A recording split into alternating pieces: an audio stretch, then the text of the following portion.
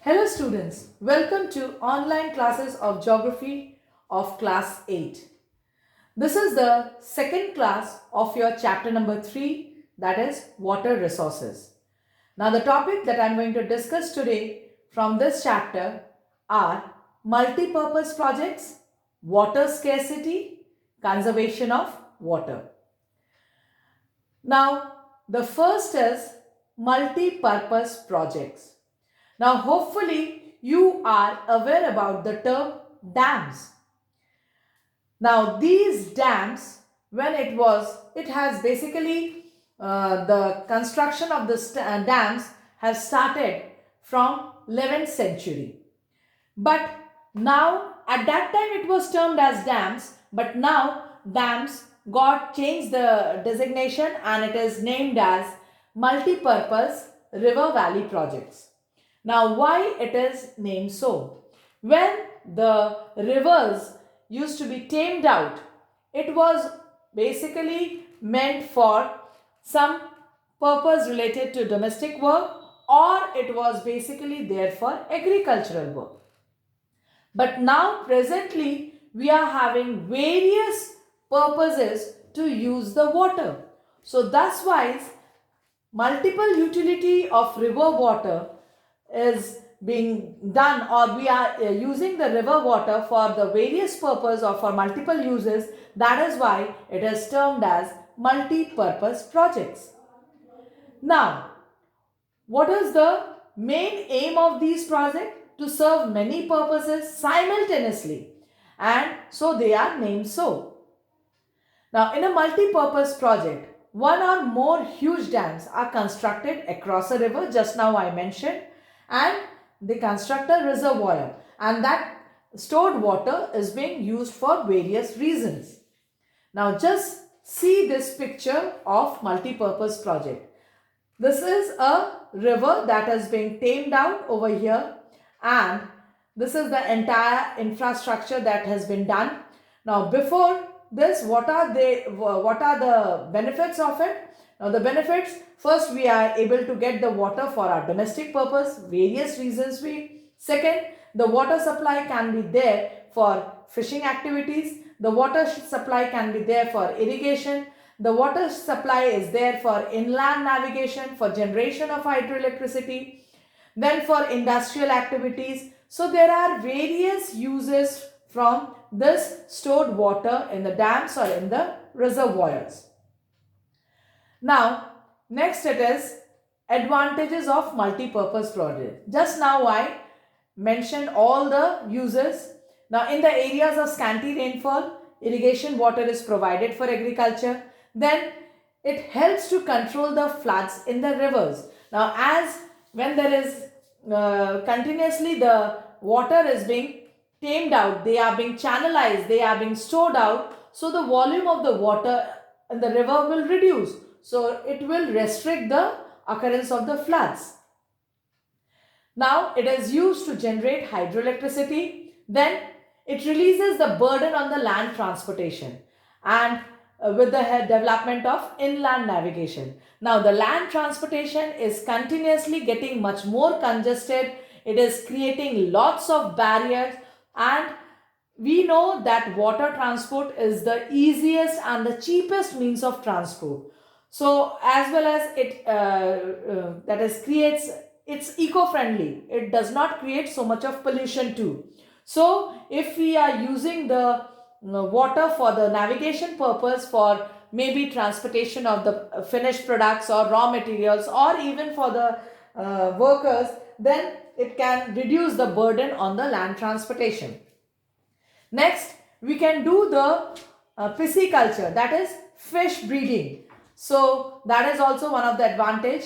It promotes tourism. We all, during the winters, we are moving to the picnic site of the Panchat dams or to other dams from Purulia. So that means it generates income through tourism. So it promotes tourism as well as it provides recreation facilities.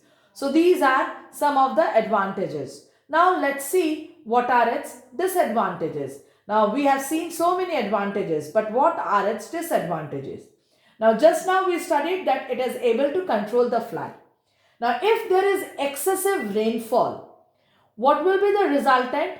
If you have visited any of the dam areas, you can find out there are some parallel gate termed as spill gates, and from there continuously with a same flow, there is a same amount of water is being released out regularly at a proper interval. But during the excessive rainfall, what will be the resultant? If the water is not released with a increased quantity, then the reservoir that is being constructed, it's not a natural one. If the reservoir that is being constructed to store the water, that reservoir will get damaged. A huge investment which has been there for constructing the dam will be wasted out. So as a result, they start releasing huge amount of water. And what is the resultant? The nearby areas get submerged under that water. Excessive release of water. Now the river water is taming out. So what is it? They divert the natural direction of the river, and when they divert, the natural equilibrium, the natural balance of that river water gets disturbed. Then basically dams are not there in the places where there is urban society. It is constructed where there is a forest area, and in the forest the tribal people reside. So they are being compelled to leave the area, to sacrifice the area for the benefit of the nation. But when they are leaving, they are being displaced, it should be a responsibility of the government to rehabilitate those displaced people. But government is not taking any steps in this regard. So this is one of the biggest disadvantage, because they are clearing out the forest. That means they are degrading the environment, and secondly, they are displacing the local communities from there. So they are creating a burden for them too. Next, it is that I mentioned about the large scale deforestation. Then aquatic life gets affected. Why? Because I said they control the flow of the water and they reduce the volume of the water. So if the volume of the water is being reduced, the aquatic life will not get proper amount of water for its movement, for its migration, for its spawning period. So as a result, the totally disturbance is there within the aquatic life. And due to excessive storage of water, the lower layers of the rocks get excessive pressure, and if the lower layer of the rocks is dislocated, what will be the resultant? It will relate to, or it will cause earthquake, and when this will happen, the entire structure of the dam will be spoiled or will be disrupted or will be destructed. So this type of earthquake is termed as reservoir induced earthquake. So these are the disadvantages of multi-purpose project. Now the next topic is related to water scarcity. Now, just now I discussed about floods. Now when there is a flood, there is ample amount of water surrounding the area. But have you ever thought of it that that water can be utilized for any of the purpose? So it cannot be utilized for any purpose. So what is it? That situation can be used to, can be expressed by this quote, that water everywhere and not a drop to drink. We are having entirely flooded out water, but that water cannot be used for any sort of purpose. Now next, this implies that though there is ample amount of water, still there is water scarcity. Now what are the basic reasons for water scarcity? Number one, uneven distribution of rainfall. Now when it is rainfall distribution, if it is even distribution, then there wouldn't have been any sort of desert area, or there wouldn't have been any sort of marshy or swampy land. Equal distribution means everywhere equal quantum of moisture. But this is not happening over the earth's surface. So unequal or uneven distribution of rainfall relates to water scarcity. Then comes seasonal variation in rainfall. Now entire year from January to December, which months are considered as a rainy season? It's the month of June, July, August and a bit of part of September. So during this period we get rainy season or we receive precipitated water. But what about the other seasons? So that is a dry period. So due to seasonal variation in rainfall, we are facing the water scarcity problem. Next, over exploitation of water. Now just think of an example. When you people come to school with water, with a water bottle filled up from your home, but after a period, one period, your water bottle is half empty or with what we can say half full anyway. Then too, you take permission from your teacher and run to the water tap area. And you just fill out that water and you again fill the water bottle. It is just your way to move out from the class. But have you ever thought that you have wasted that half bottle of water?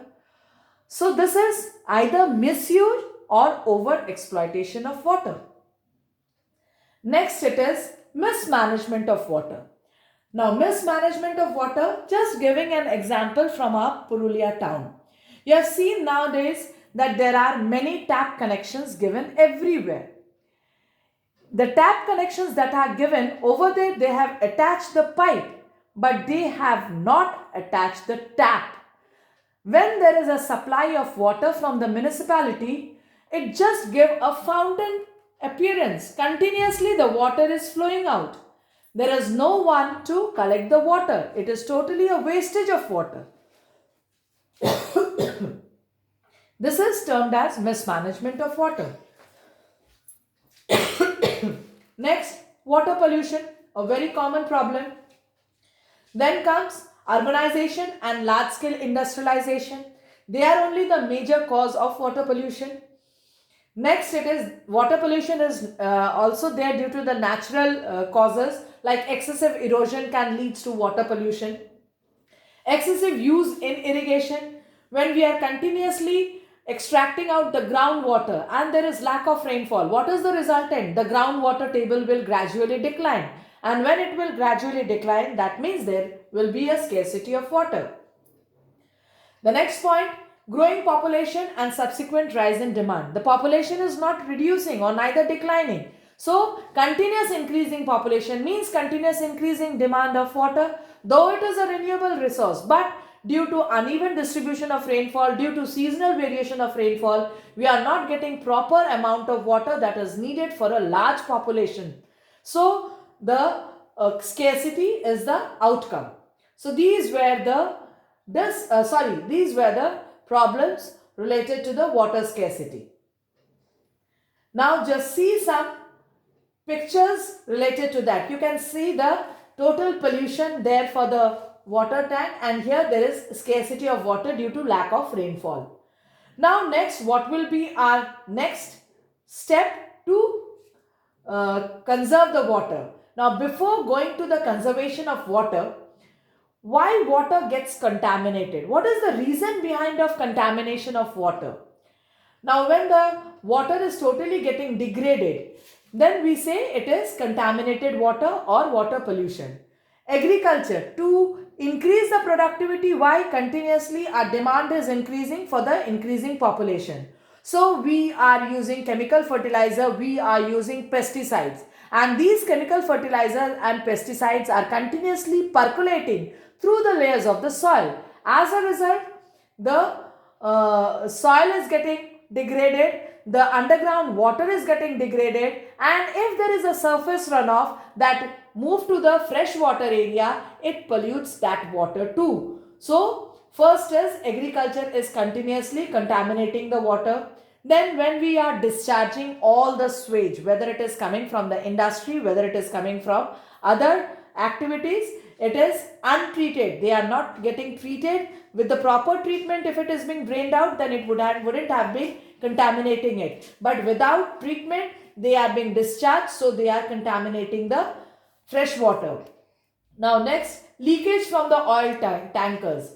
Now water transport is the cheapest means, and there are some basically the oil tankers are being transported through the means of water transport because they are comparatively very much heavy, bulky cargoes. If there is any sort of leakage, in the oil or tankers, or if there any sort of leakage for the large ships that they are carrying, then it will contaminate the water. Next, it is obviously domestic waste is a major cause. Then we are very much religious that we are going to immerse our idols after our all festives and the ashes of the dead bodies to our sacred rivers. So what is the resultant? We are not thinking of it. We are just thinking our religious aspect. We are not thinking of the environmental aspect, that it is getting polluted. So these are the causes of water contamination. So now our next and very utmost important step is conservation of water. How we can conserve water? We have to be very much rational and judicious to use the water. Then continuously the polluted water can be recycled. Now how it can be recycled? When any industry is discharging the polluted water, if it is being stored out in a pond like structure that is being constructed by the industrial site or the industrial areas that is nearby that industrial area, that polluted water, if it is being stored out and by proper treatment, if it is being filtered out by biological treatment or by some sort of screening or by adding up all the chemicals like alum and other sedimentations activities, filtration activities, that water can be again reused in the industry. So this is recycling of the polluted water. Next, partial or full treatment of the water body. That means whatever the treatment is there, it should not be partial, or if it is partial or if it is full, then it will be much more best way to treat out the water bodies. Partially if we are doing it, then gradually we will transfer it to the entire area. Efficient methods of irrigation should be adopted. Now, if there is a shortage of rainfall and if we are extracting out the underground water, so we have to stop that, and in that sense, we have to collect the rainwater. Whenever there is a rain, if we are collecting the rainwater, then the pressure on the groundwater will be reduced. Then drinking water should not be used for gardening. Rather, the water that is being used for washing the utensils or other washing that is maybe the clothes or maybe other ways of, that is the used water, can be used for gardening activities or for washing the courtyards. Rainwater should be allowed to collect in tanks through rainwater techniques that I said. And planting trees can also increase the seepage of water. Now when it will increase the seepage of water means it will increase the soil, that is groundwater table, and we all know if there are more plants, that means there will be more transpiration and that will lead to condensation that can create more rainfall. So afforestation is also a best way to conserve the water. Now just you can see the pictures that can save water. That is for the domestic purpose. Next comes some pictures are there. The previous pictures only picture is only there, where you can see how we can save water in this way, and this is the way we can conserve the water, because water is, though it is a renewable resource, but nowadays it is becoming a scarce resource. So I have completed the topic for today. I am not giving any sort of the worksheet because the topic that is given over here, just note it down in your copy, and if you are having any doubts, mention it in the comment section. And one more thing, please don't submit the notes under that link of worksheet. Just submit your worksheet according to the dates. And I'm thoroughly going with the checking of your worksheet. In the coming dates, I will just upload the rectification sheets of your assessment of your worksheet. And any doubts for today's class, mention it in the comment section. And thank you for following today's class.